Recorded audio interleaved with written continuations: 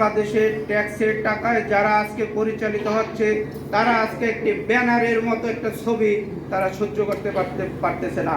আপনাদের পিছনে তাকান, ওই যে শফিউল আলম প্রধানের সেই মুষ্টিময় সেই বিক্ষোভ ছিল একটি দেশের স্বাধীনতার প্রতি, একটি দেশের আপাদমস্তক একজন দেশপ্রেমিক নাগরিকের একটি সেই বিক্ষোভ মিছিল।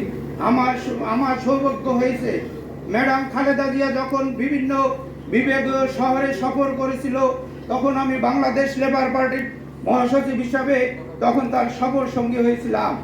সেই সময় দেখেছি শফিউল আলম প্রধানের যে বাংলাদেশের প্রতি যে অকুণ্ঠ ভালোবাসা, যে স্বাধীনতার জন্য যারা মৃত্যুবরণ করেছে তাদের প্রতি যে অকুণ্ঠ ভালোবাসা এবং দেশের প্রতি যে ভালোবাসা, তখন আমি দেখেছি সামনে থেকে তার কি বক্তৃতা, তার কি চালচলন, মনে হয় যেন একটি পুরো বাংলাদেশের শফিউল আলম প্রধান এখানে বক্তব্য রাখছে। আজকে সেই শফিউল আলম প্রধানের যে দল, আজকে তার সুযোগ্য সন্তান সপ্তম মৃত্যুবার্ষিকী পালন করেছে। আমি দু একটি উদ্ধৃতি বলে, কারণ সময় নাই, দুইটি উদ্ধৃতি দেব।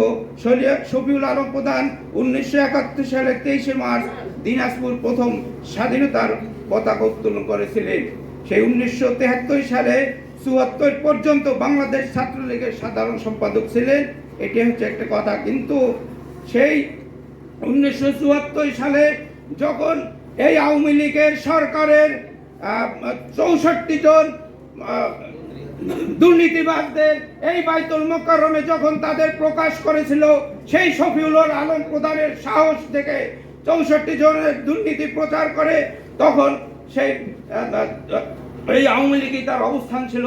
কিন্তু যখন উনি বিশ্ববিদ্যালয়ে যে একটি নিজস্ব গন্ডগোল বেঁধে যেখানে কয়েকজন ছাত্র হত্যা হয়েছিল, সেই হত্যায় তাকে প্রধান আসামি করা হয়েছিল।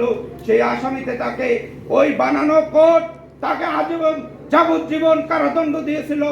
তখন প্রেসিডেন্ট জিয়াউর রহমানের 1975 সালে সেই অপ্রত্যাশিত যে ঘটার পরে যখন শহীদ প্রেসিডেন্ট জিয়াউর রহমান দেশ পরিচালনা হাত দিয়েছিল, তখন আবার পুনঃ তদন্ত করে তার প্রতি কোনো ধরনের কোনো এলিগেন্স না পেয়ে তাকে 4 বছর জেল খেটে আবার বাংলায় মুক্ত হয়েছিলেন এই শফিউল আলম প্রধান। স্বাধীন বাংলাদেশ সার্বভৌমত্ব রক্ষার জন্য একটি শফিউল আলম প্রধান।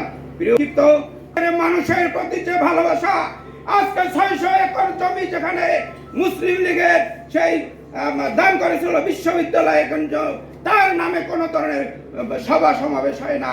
আর হবে এই পিন্ডির বিরুদ্ধে যারা যুদ্ধ করেছি, আমার বাপ-দাদারা যুদ্ধ করেছে পিন্ডির বিরুদ্ধে, স্বাধীনতা পেয়েছি, কিন্তু দিল্লির বিরুদ্ধে পাল্টানো নয়, দিল্লির পক্ষপাত নেওয়ার জন্য নয়।